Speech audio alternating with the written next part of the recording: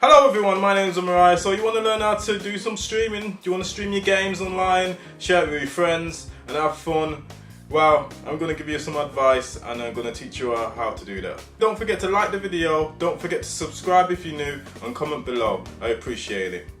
Step 1, what you really need to know is how to stream. Either whether you're streaming from a console or PC, there's two different ways to stream. What I'm going to be talking about today is how to stream from a PC. You're going to need OBS, which is a free software.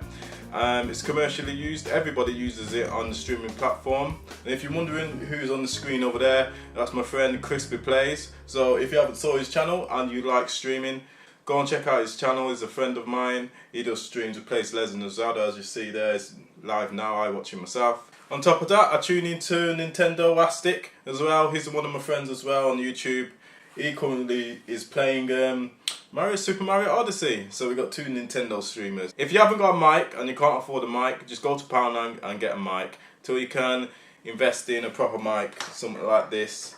I've actually got a sound card, and it's like kind of it's basically a sound card is like an extension audio device that goes in your computer via USB.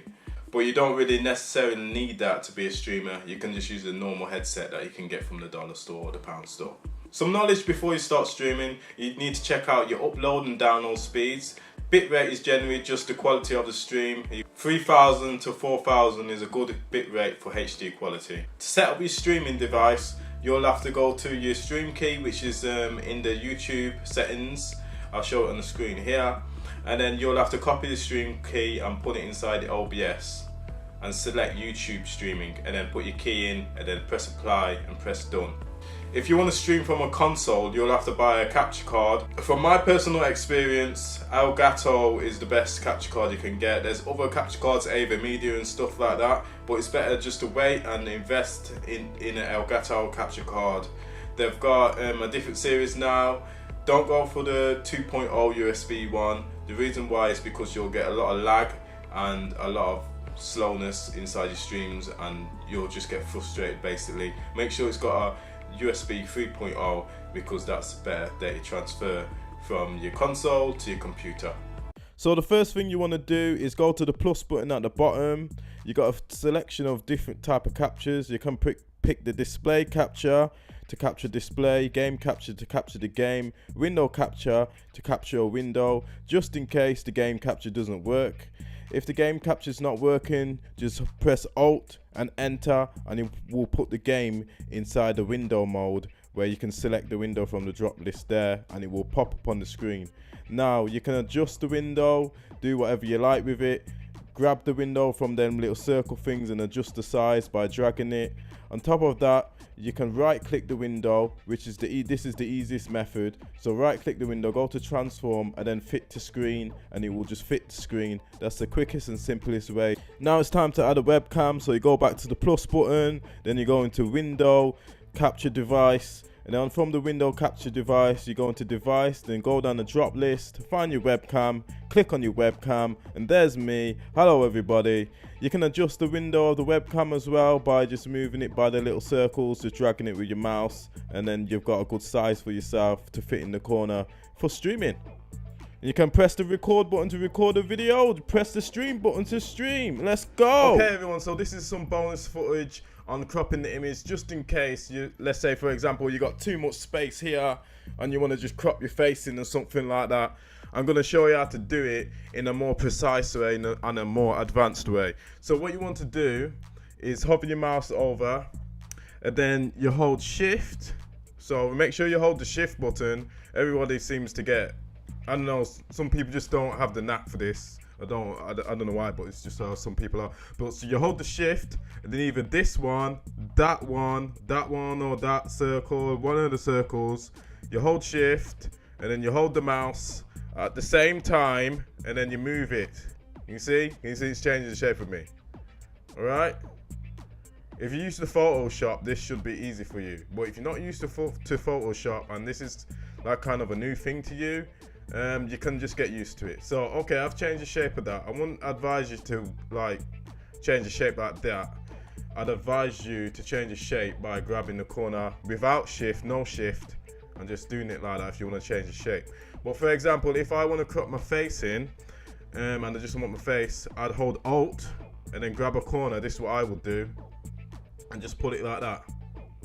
See the green line? The green line is telling me this is the part I've cropped. And then you let go of Alt, and then you can increase the size of the screen, do whatever you like. And if I want to crop into it some more, hold Alt again. There we go. And if you want to revert back, if you want to go back to its original thing, see how everything's green? You just hold Alt, and then see, you just pull it back to where it was until it turns red. The same with this one, hold Alt. Now that's gone red, hold Alt. See, now it's come off the screen a bit. Just let go of Alt and then drag it back up again. Hold Alt on the keyboard, drag it down. Okay, there's still some more space, so I'm going to shrink the size. Think outside the box.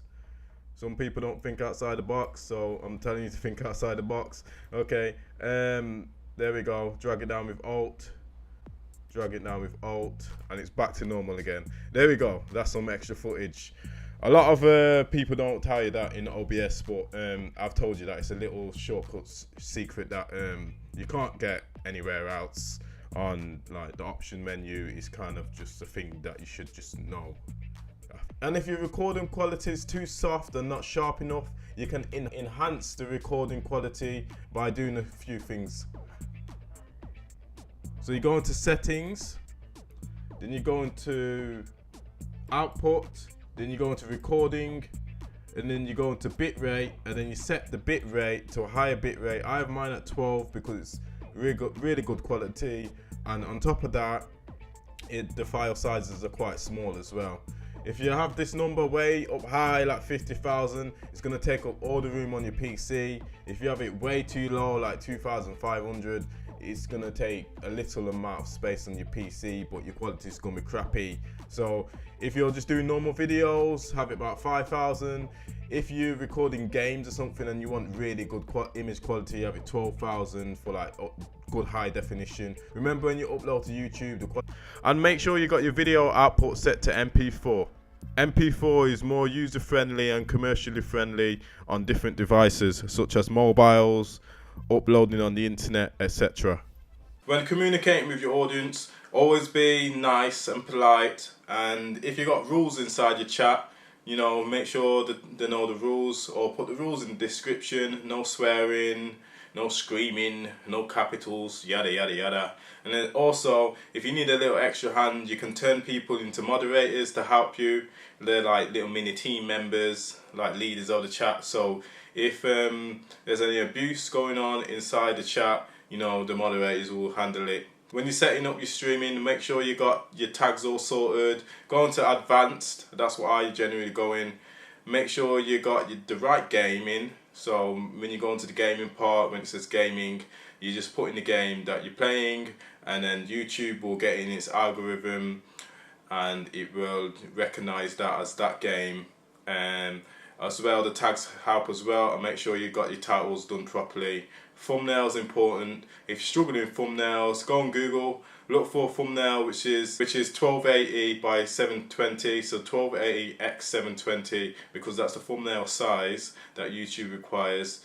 Anything bigger than that generally has some problems. I've tried a full HD image and it hasn't really turned out right. It just like kind of cancelled the upload to the image. You can stream off any device really, as long as your system can handle it.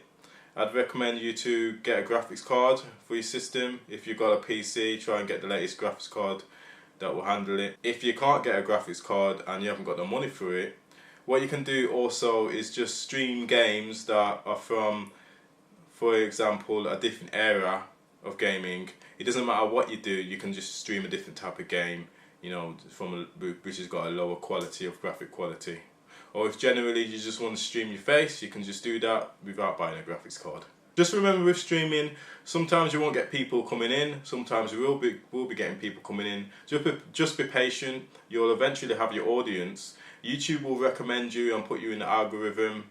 So, you know, that's how it works with YouTube, unless you've got an audience already, even better. So thank you very much for watching this video. I hope that was helpful to you. Comment below, press the like button and share my video on social media. I really appreciate it.